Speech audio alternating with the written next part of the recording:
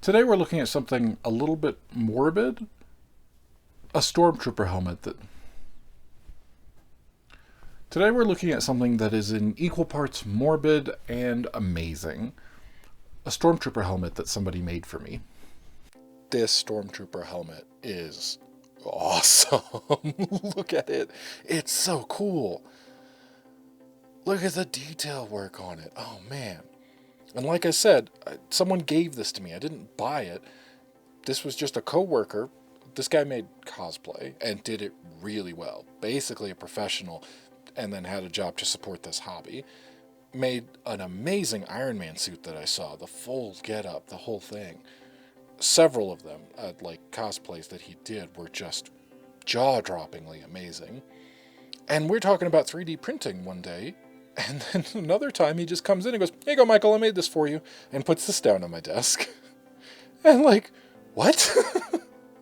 So it's 3D printed. He put a stand on there, but you can see this is the original color of the mold plastic. And where it was actually printed out, you can see each pass left a little line. Now, I don't know. I have to assume he was working with somebody else who did this more, who did 3D printing more so that he could learn what it was. So I assume this was a mold that someone made and he got off the internet. To me, it's a one of one. It's the coolest thing, because then look at the detail where he put into it, painting it. And yeah, he put it on a stand, and you can see it just stands up like this. And so it lived on my desk at work for several years. And obviously I take that, and now it lives at my desk at home for several years. And it'll probably one day wind up going on a display shelf with all of my Star Wars collectibles. But yeah, this thing is awesome. We were talking about 3D printing because of the advantages that he was going to have specifically for making cosplay parts. Before that, doing everything by hand, you're talking about using types of foam where you heat it up and bend it or cut it and things like that. You know, manufacturing all this stuff by home. 3D printing is a whole other world. Being able to just go, I need this piece to do exactly this and be these dimensions, put it into the 3D printer, and it prints the pieces.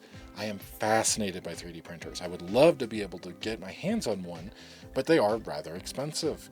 And it's not something that I know I don't have the technical know-how to be able to make my own models. I would give it a shot, but I think I'd have a lot better luck with pre-made things that other people have done on the internet. I've seen just recently, I think last week, somebody made a holder for an SSD to mount on the side of their camera. Brilliant!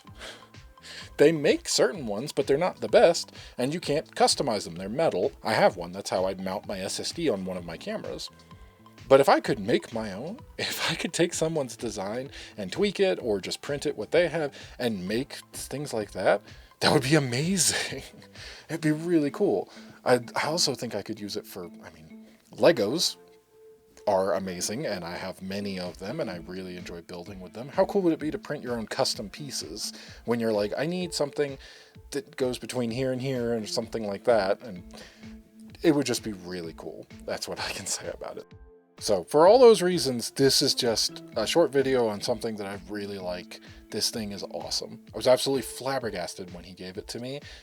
Just jaw-droppingly, the detail work on it, how much time and effort he must have put into it, painting it. It looks so good. I really enjoy Star Wars. Yeah, it's morbid, but that's awesome. So all those reasons, this is something that I really like.